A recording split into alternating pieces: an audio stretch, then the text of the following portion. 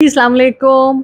अवैस लगारी साहब हमारे नए मिनिस्टर आए हैं पावर के, और बड़े ही शाइस्ता और बड़ी अच्छी बातें करते हैं।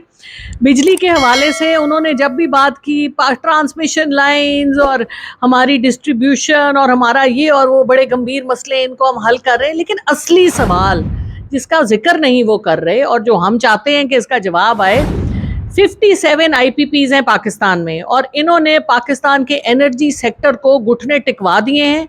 क्यों? इसलिए क्योंकि ये सब उन लोगों के हैं, ये उन्हीं लोगों के हैं जिनके शुगर मिलें भी हैं।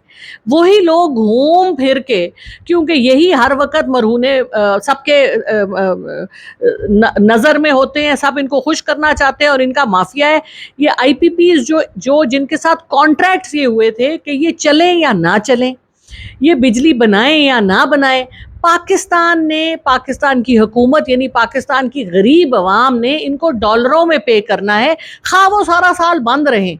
और जो उन्होंने मशीनरी लगाई थी वो टूटी भजी इस्तेमाल शुदा कूड़े की मशीनरी इन्होंने लगाई थी, जिसमें कि फर्नेस ऑयल और साथ वो कोयला जो बाहर से आता है। पाकिस्तान में थार कोयला, लेकिन नाउजुबिल्ला हम उसका कोयला कभी नहीं इस्तेमाल करेंगे, हम इंपोर्टेड कोयला इस्तेमाल करेंगे। और हजारों बिलियन ट्रिलियंस ऑफ रुपीस का आपके ऊपर इस वक्त कर्जा है, और जो गर्दिशी कर्जा है वो भी हजारों बिलियंस में है। तो आप मुझे ये बताइए कि इनकी जांच पड़ताल कौन करेगा? ये सारे कॉन्ट्रैक्ट्स 95, 96, 97, 98 में बने, और ये 25 साल के कॉन्ट्रैक्ट थे। 25 साल इनके ओवर हो चुके हैं, लेकिन नेपरा के एहलकारों को सलाम है जो कि उनके साथ, हम ये तो नहीं कह सकते हिस्सेदार हैं, लेकिन उन्होंने इनके 25 साल के नाकारा जो IPPs हैं उनको एक्सटेंशन दे दी है, ताकि ये कभी बंद चल तो वो कितने रहे हैं। पाकिस्तान इस वक्त 40,000 मेगावाट बना रहा है, ज़रूरत हमारी 25, 26, 27,000 की है, लेकिन क्योंकि आपकी ना आप फोकस करते हैं मैनेजमेंट के ऊपर, इसलिए ज़्यादा तो चोरी होती है, और वो चोरी की कहानी हम किसी और वीडियो में करेंगे।